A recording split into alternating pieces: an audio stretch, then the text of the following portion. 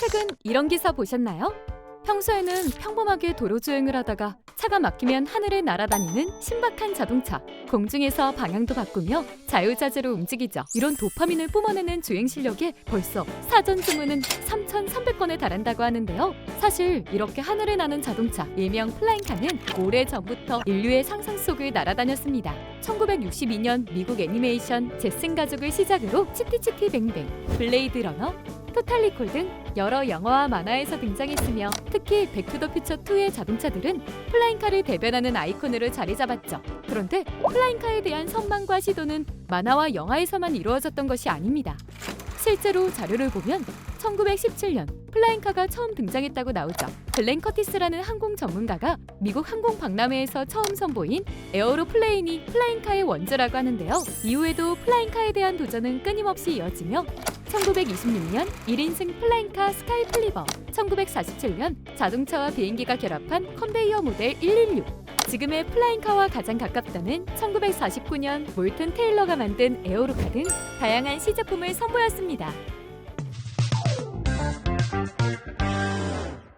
UAM이라는 말 한 번쯤 들어보셨나요? UAM은 얼반 에어 모빌리티로 도심 내에서의 이동 효율성을 극대화한 차세대 항공 교통 체계를 의미합니다. 그렇다면 플라잉카는 UAM이라고 할 수 있을까요? 엄밀히 말하면 플라잉카와 UAM은 같은 개념이 아니다라고 할 수 있는데요.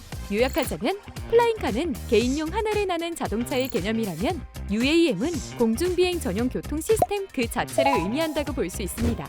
그리고 개념을 좀 더 확장해보면 RAM, AAM도 있는데요. RAM은 리저널 에어 모빌리티로 도시간 이동할 수 있는 항공교통을 의미하며 AAM은 어드밴스드 에어 모빌리티, 미래 항공교통 시스템이란 의미로 UAM과 RAM을 합친 상위 개념이죠. 자, 그렇다면 UAM의 시작점으로 한번 돌아가 볼게요. 도심 항공 모빌리티라는 개념이 생기기 훨씬 이전인 1953년 미국의 헬리콥터 항공사인 뉴욕 에어웨이즈는 미국 최초로 헬기 전기 항공편 운영을 시작했습니다. 1965년에는 뉴욕시의 심장인 맨해튼 중심에 위치한 페넌빌딩 옥상 헬기장에 전기 헬리콥터 여객 항공편을 운영합니다. 하지만 야심찬 계획과 달리 현실은 순탄치 않았습니다. 하루에 100번 가깝게 이착륙을 하는 헬기 소음은 지역 주민들의 민원으로 이어졌고 초고층 빌딩 위를 오가는 헬기의 모습은 추락사고에 대한 불안감을 키웠죠. 결국 1977년 전복사고로 운항이 중단되면서 도심 항공 모빌리티는 한동안 위축되었습니다.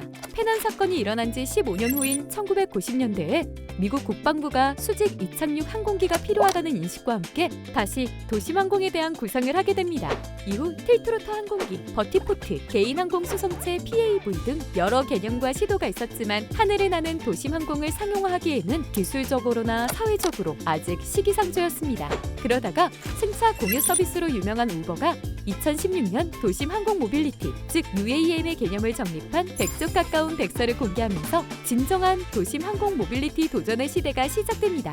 전기 배터리의 고성능화, AI 기반 자율비행, 소음 저감 기술이 급속도로 발전하면서 기존 항공업계뿐만 아니라 자동차 업계에서도 대량 생산 기술과 전동화 및 자율주행 기술을 통해 UAM 산업을 선도하기 위해 치열하게 경쟁하게 되었습니다. 물론 아직 UAM의 시장 규모는 100억 달러에 못 미치는 초기 시장 형성 단계입니다. 하지만 2030년 700억 달러, 2050년 1조 달러 이상이 예상되며 새로운 시대를 예고하고 있습니다. 경쟁은 이미 시작됐습니다. 미국의 조비 에이비에이션, 독일의 볼로콥터, 중국의 이안 등 다양한 기업이 신제품을 선보였고 몇몇 도시는 실제 비행 테스트까지 마쳤죠.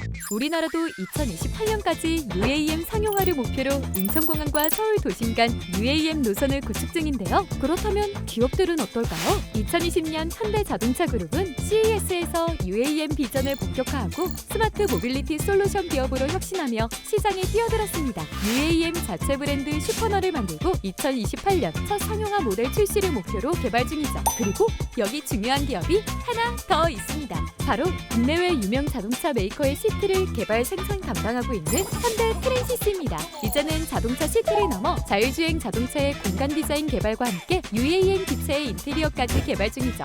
2022년에는 슈퍼널과 협업하여 캐빈 컨셉의 실내 인테리어를 선보였고 특히 2025년에는 에어택시 콘셉트 시트 디자인으로 제품 디자인 부문 본상을 수상했는데요. UAM에 최적화된 실내 레이아웃을 바탕으로 다목적 활용성과 친환경 소재, 미래지향적인 디자인을 적용해 미래 모빌리티 기술을 선도하는 현대 트랜시스의 역량을 다시 한번 입증했습니다. 땅을 벗어나 하늘로 새로운 시장을 개척 중인 UAM, 그리고 그 중심에 있는 현대자동차그룹과 현대 트랜시스. 과연 10년 뒤, 20년 뒤 우리의 하늘은 어떤 모습일까요?